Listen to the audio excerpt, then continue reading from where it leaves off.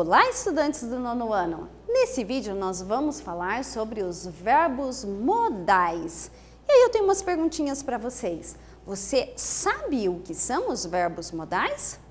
E você sabe usá-los na forma negativa? É isso que nós vamos falar nesse vídeo. Vamos lá, os verbos modais, eles são verbos auxiliares. E o que é um verbo auxiliar? Primeiro, ele sempre virá acompanhado de um verbo principal. Ele vai estar ali para complementar aquele verbo principal, tá? A função dele é justamente essa, olha. É a função de mudar ou complementar o sentido do verbo principal. Ele pode expressar a ideia de possibilidade, de obrigação, de um conselho. Eu posso usar para falar de uma proibição. Eu posso usar ele também com o sentido de capacidade, falar algo que eu posso fazer, que eu sei fazer. Veja, o sentido que o modal verb tem vai depender do contexto em que ele está inserido. E ele está muito presente no nosso dia a dia, na língua inglesa. Por isso que é muito importante nós, como estudantes da língua inglesa, aprender quais são esses verbos e o sentido que eles podem expressar. Eles estão presentes nas músicas, nos filmes, nos textos escritos. Então, por isso que é importante. Vamos pegar um exemplo aqui do verbo must. Veja, nós temos aqui o verbo must, dando o sentido de obrigação. E nós temos, vejam a imagem, dois meninos alimentando o cachorro. E o cartaz diz assim, You must feed your dog twice a day. Você deve alimentar o seu cão, né, o seu cachorro, 2 vezes por dia.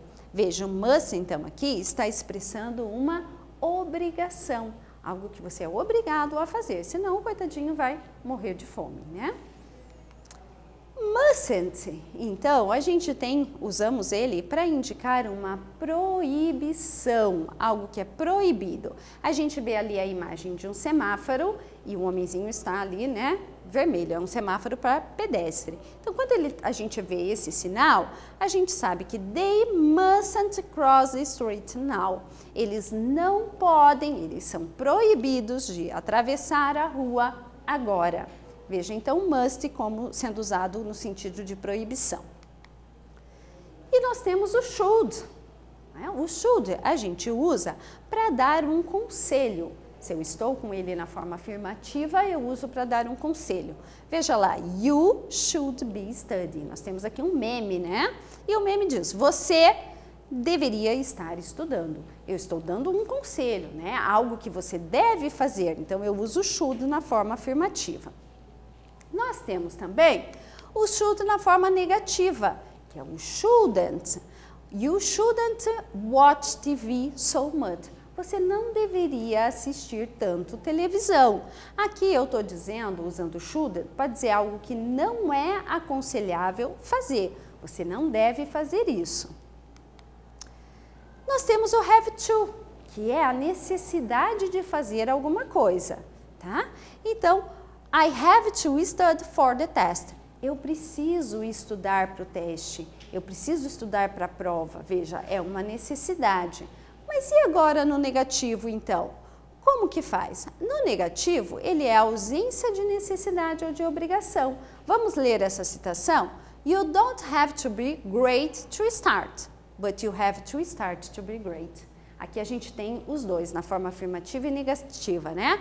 Ó, você não tem que ser ótimo para começar, mas você tem que começar para ser ótimo, né? Então, aqui a gente tem no negativo a ausência de obrigação ou de necessidade.